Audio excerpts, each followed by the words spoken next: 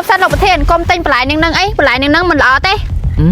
ไม่บ้านก็ยันจริงจังยังเลยแต่กระทำมันซ้ำเต้นามวยขยำจีใส่โลกจีบเราไปแต่โลกแต่เล่นเต้ขยำจังบ้านเนี่ยพุ่งเคยเนี่ยพุ่งจะมาเจนใหญ่น้ำขยำคานเต้โลกถ่วงจังบ้าโลกไอ้มันไอ้เต้นอันนี้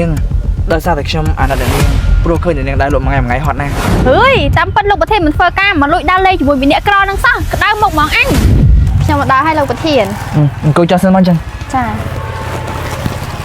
ในนี้การเงินរបស់ពួកយើងគឺត្រូវចោះស្រង់ប្រតិបត្តិការតាមភូមិព្រោះដើម្បីចង់ដឹងថាអ្នកភូមិគាត់ទិញផលិតផលរបស់យើងយកទៅប្រើប្រាស់ប្រមាណភាគរយហើយនេះគឺជាกระดาษបញ្ជីដើម្បីសម្រង់អញ្ចឹងក៏យ៉ានយល់បាននៅចាលោកប្រធានខ្ញុំយល់ហើយតោះអញ្ចឹងយើងចាប់ផ្ដើមការងារតែម្ដងទៅចាលោកប្រធានលោកប្រធានការស្រង់មតិបានឃើញថាអ្នកភូមិប្រើប្រាស់ផលិតផលរបស់យើងច្រើនលោកប្រធានបាទមិនអីឃើញយ៉ាងម៉េចដែរការស្រង់មតិចាលោកប្រធានឃើញថាអ្នកភូមិប្រើប្រាស់ផលិតផលរបស់យើងច្រើនអូខេខ្ញុំសូមមើលវិជ្ជាបន្តិច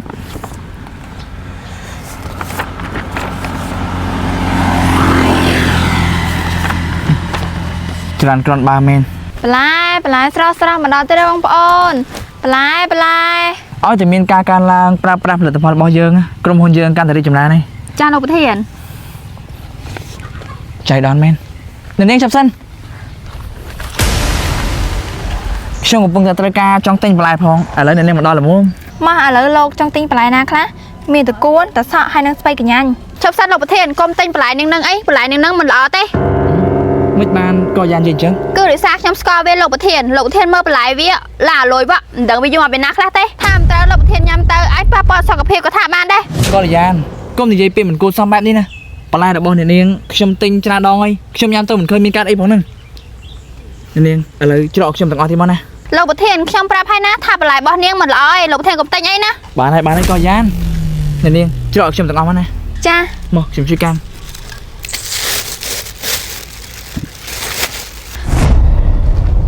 នេះលោកបន្លែបាទអ្នកនាងលុយ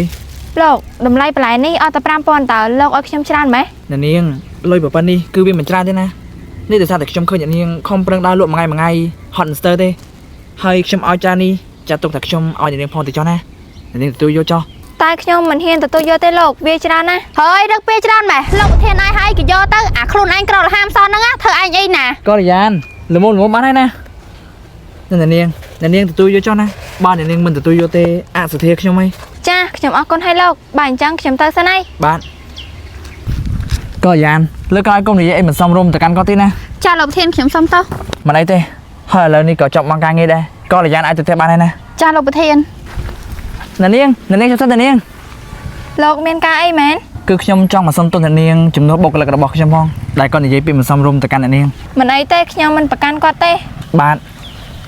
និយាយអញ្ចឹងខ្ញុំអាចសុំស្គាល់ផ្ទះរបស់អ្នកនាងបានអត់ចង់ស្គាល់ផ្ទះប៉ុន្តែខ្ញុំថាលោកមិនបាច់ស្គាល់វិញល្អជាងព្រោះផ្ទះខ្ញុំក្រណាស់មិនស័ក្តិសមឲ្យលោកតលេងទេអ្នកនាងខ្ញុំមិនដែរគ្រឿងទាំងអស់នេះទេម្យ៉ាងមួយបើសិនជាខ្ញុំស្គាល់ផ្ទះអ្នកនាងហើយខ្ញុំអាចនឹងទៅទិញបន្លែអ្នកនាងដល់ផ្ទះកថាបានដែរមិនចាំបាច់ឲ្យអ្នកនាងដើរលក់មួយថ្ងៃហត់បែបនេះទេខ្ញុំនៅតែគិតថាមិនសមទេណាមួយខ្ញុំជាស្រីលោកជាប្រុសពេលតែលោកតលេងផ្ទះខ្ញុំអញ្ចឹងបើអ្នកភូមិឃើញអ្នកភូមិច្បាស់ជានិយាយដើមខ្ញុំមិនខានទេអ្នកនាងអ្នកនៅក្នុងភូមិនេះអ្នកណាម្នាក់ដែលថាមិនស្គាល់ខ្ញុំអញ្ចឹងហើយអ្នកនាងកុំបារម្ភអីណាលោកនិយាយចឹងមានន័យថាម៉េចខ្ញុំដូចជាមិនយល់សោះអូគឺដោយសារតែនៅក្នុងភូមិនេះគេស្គាល់ខ្ញុំច្រើនអញ្ចឹងហើយគ្មានអ្នកណាអាចនិយាយអាក្រក់ពីអ្នកនាងបានទេហើយឥឡូវខ្ញុំអាចសុំស្គាល់ផ្ទះអ្នកនាងបានទៅចាបានតោះបើអញ្ចឹងនាំខ្ញុំទៅចាលោកនេះហើយគឺជាផ្ទះរបស់ខ្ញុំបាទអញ្ចឹងពួកយើងចូលទៅក្នុងសិនទៅបាទអេហើយធារីកូនរបស់ខ្ញុំមកជាមួយណាគេណាគាត់គឺជាម៉ែរបស់ខ្ញុំអ្នកមីងជ្រាបសួរចាលើកដៃថ្វាយព្រះក្មួយម៉ែគាត់នេះហើយចំណាំទិញតកួនយើងអស់រហូតអញ្ចឹងអីហើយអ្នកកំឡោះឯងកូនចៅអ្នកណាអ្នកណីដែរបាទអ្នកមីងខ្ញុំគឺជាកូនរបស់អ្នកមីងដាវីហើយឥឡូវនេះម៉ាក់ខ្ញុំគាត់នៅបរទេសអ្នកមីងស្គាល់គាត់អត់កូនអ្នកដាវី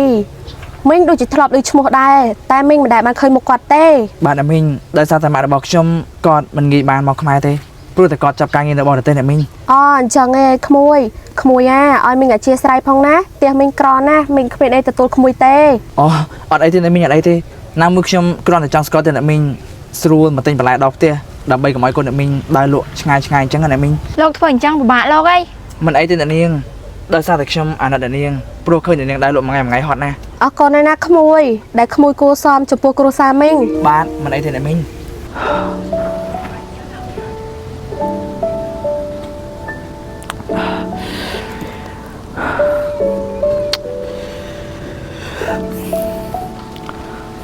ហៅឡូកល្យានថ្ងៃនេះគឺមិនបាច់មកធ្វើការទេណាសម្រាប់មួយថ្ងៃចុះបានហើយអញ្ចឹង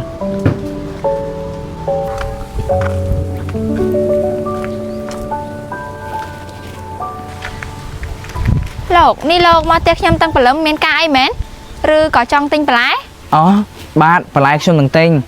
តែខ្ញុំចង់ប្រពន្ធអ្នកនាងទៅដើរលេងជាមួយខ្ញុំសិនហ្នឹងណា ទៅដើរលេងប៉ុន្តែ អត់អីទេអ្នកនាងចាំខ្ញុំសុំការអនុញ្ញាតពីម៉ាក់របស់អ្នកនាងណា អូនេះក្មួយមកទិញបន្លែទៀតហើយហ៎ក៏ប៉ុន្តែមីងមិនតបានទៅបេះបន្លែទេក្មួយ អូអ្នកមីងអត់អីទេ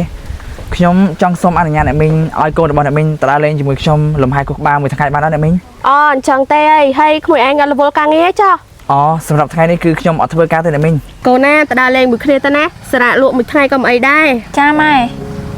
យ៉ាងម៉េចដែរអ្នកនាងសប្បាយទេ សប្បាយដែរតាចាស់លោកនឹកឃើញអីបាននាំខ្ញុំមកដើរលេងចឹង អូគឺខ្ញុំគ្រាន់តែចង់ស្គាល់អ្នកនាងឲ្យកាន់តែច្បាស់ណាហើយមួយទៀតខ្ញុំឃើញអ្នកនាងដើរលក់មួយថ្ងៃប្រហែលជាហត់ខ្លាំងហើយទៅខ្ញុំចង់នាំអ្នកនាងមកដើរលេងលំហែគូក្បាលខ្លះហ្នឹង ចាបើដើរលេងចឹងមិនខាតការងារលោកទៅហើយទេ មិនអីទេអ្នកនាងថ្ងៃនេះគឺជាថ្ងៃសម្រាប់ពីការងារហ្នឹងណានិយាយអញ្ចឹងដើរលេងមួយថ្ងៃអ្នកនាងឃ្លានញ៉ាំអីអត់ ឃ្លានតិចតិចដែរ តោះបើអញ្ចឹងខ្ញុំនាំទៅញ៉ាំអី ហឺយតាមពិតលោកប្រធានមិនធ្វើការមកលួចដើរលេងជាមួយវិន័យក្រនឹងសោះក្តៅមុខហ្មងអញ